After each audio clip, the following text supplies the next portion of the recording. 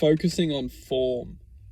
So what's crucial to understand is that when we're starting to form the essence of continuity, and that essence is infinite, we start to look at life outside of the box of which we're very much compartmentalized within, and we start looking at a extended version of ourselves which can see a greater picture, which doesn't necessarily, you could almost say, adhere to the norms of this society. So within this reality, if we only follow the pathways of what we're programmed to believe at a very young and intermediate age, we will ultimately just calculate to those pathways, almost like the start of the river will go to the end of the river as long as we paddle in that direction. And when we get to the end of the river, we will understand that we only experience life within that river system. But the truth is that we don't necessarily need to stay within the river. It's almost like putting on a power boat rather than just a paddle. If we want to be paddling down the river for this lifetime, and depending on how slow we go, which is our choice, will ultimately conclude to what we learn within this reality.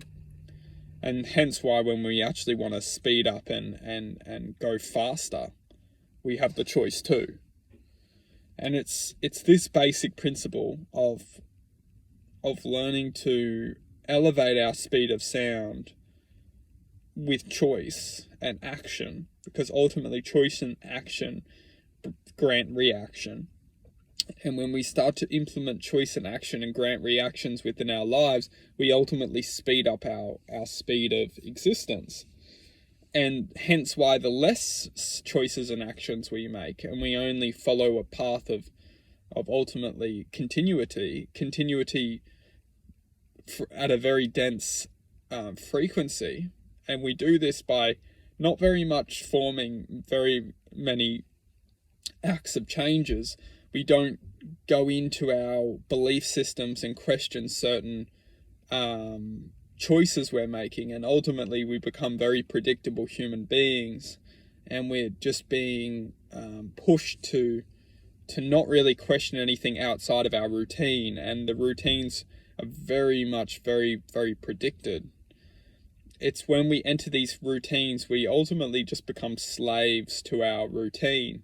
We don't really bring too much change in that routine, and therefore we don't interact with frequency outside of our routine. So we can't. It's very hard for us to grant a change we'd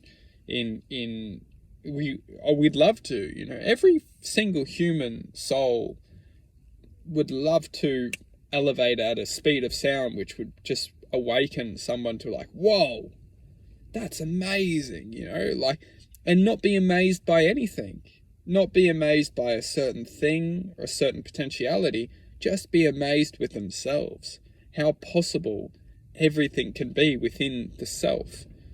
Because ultimately it's the self which has the potential to achieve anything.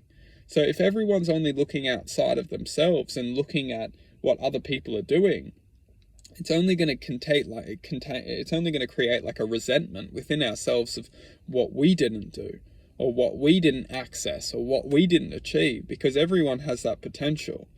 And it's when we start to move forward into our own acknowledgement of our own potential at any age, we can find a spark of like truth within ourselves, which can surprise us at any moment in our lives. Even when we're getting older and starting to feel that we didn't do anything, there'll always be something that can come up in our lives which we can feel a great connection to achievement, or create a great connection to awareness, just by we could discover something within our lives that we never would have. And it's just that basic existence which is so powerful for contentment within the soul.